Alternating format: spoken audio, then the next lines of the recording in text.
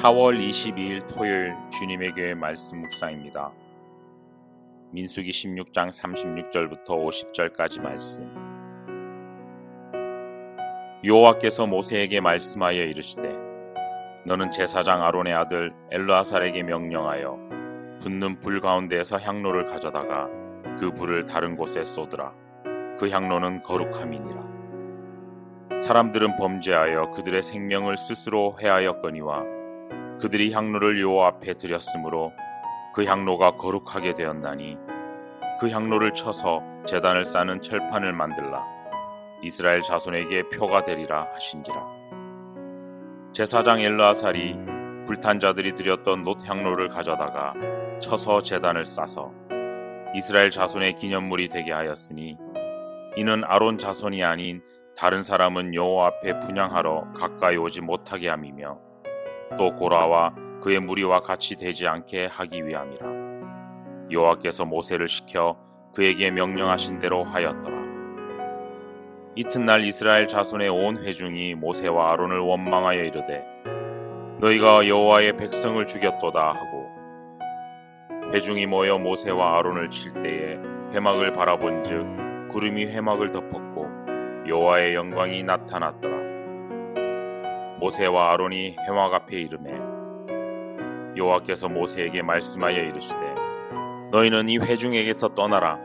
내가 순식간에 그들을 멸하려 하노라 하시매 그 두 사람이 엎드리니라. 이에 모세가 아론에게 이르되 너는 향로를 가져다가 제단의 불을 그것에 담고 그 위에 향을 피워 가지고 급히 회중에게로 가서 그들을 위하여 속죄하라. 여호와께서 진노하셨으므로 연병이 시작되었음이니라. 아론이 모세의 명령을 따라 향로를 가지고 회중에게로 달려간즉 백성 중에 연병이 시작되었는지라. 이에 백성을 위하여 속죄하고 죽은 자와 산 자 사이에 섰을 때에 연병이 그치니라. 고라의 일로 죽은 자 외에 연병에 죽은 자가 14,700명이었더라. 연병이 그침에 아론이 회막문 모세에게로 돌아오니라. 샬롬, 오늘도 말씀 앞에 나온 귀한 성도님들을 주님의 이름으로 축복합니다. 오늘도 말씀을 통해 하나님께 더 가까이 나아가는 주님의 교회 성도님들 되시기를 축원합니다. 오늘도 하나님께서는 우리의 모든 필요를 아시며 채우시며 도우실 것입니다. 우리는 어제 고라와 그 반역자 무리들이 하나님께 철저히 심판받는 모습을 보았습니다. 오늘 말씀은 어제에 이어 이스라엘 백성들의 반응이 어떠한지를 함께 살펴보겠습니다. 하나님은 제사장 엘르아살에게 죄인들의 향로를 망치로 펴서 제단을 덮게 만들었습니다. 이는 죄인들의 최후가 어떠했는지를 모든 백성들이 기억하게 하기 위함이었습니다. 우리는 인격적으로 예수님을 만나면 우리 안에 죄가 얼마나 더러운지 그리고 그 더러운 죄를 예수님이 어떤 사랑으로 덮여주셨는지를 깨닫게 됩니다. 그러나 다 헤아릴 수 없는 그 큰 은혜도 우리는 쉽게 망각하곤 합니다. 어느새 다시 죄인의 자리로 돌아와 있는 것이 우리의 현실입니다. 향로를 펴서 덮음으로 먼저는 죄인들의 최후를 기억하게 되기를, 둘째로는 이와 같은 죄를 반복해서 짓지 않기를 하나님은 원하셨기 때문에 오늘 엘르아살에게 이러한 명령을 내리셨습니다. 그럼에도 불구하고 오늘 말씀에서 매우 이상한 장면이 등장합니다. 이스라엘 백성들이 모세에게 따져 묻는 것입니다. 바로 어제 죄인들의 최후를 보았으면서도 오늘 모세에게 이와 같이 따집니다. 41절 말씀입니다. 이튿날 이스라엘 자손의 온 회중이 모세와 아론을 원망하여 이르되 너희가 여호와의 백성을 죽였도다 하고 너희가 여호와의 백성을 죽였도다. 이해가 잘 되지 않죠.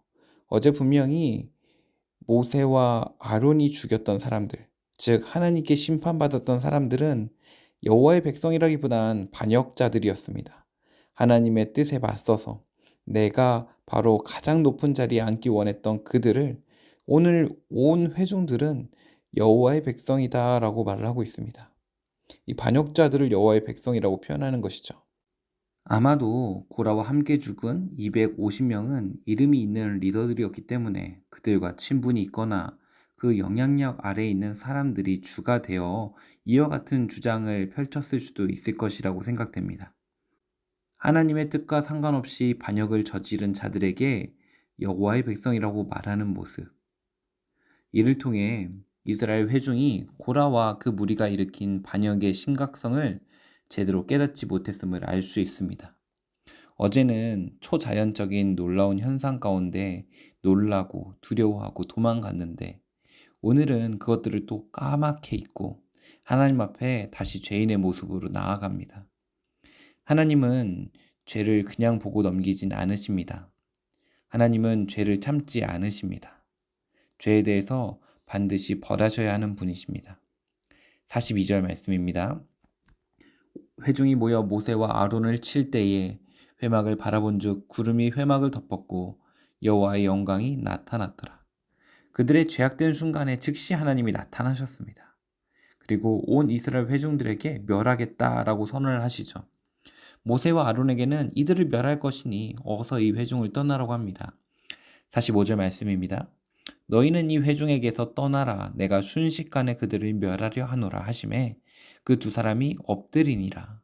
여기서의 엎드림은 그것이 무서워서 엎드리거나 두려워하는 모습이 아니라 하나님 앞에 엎드려 비는 것입니다.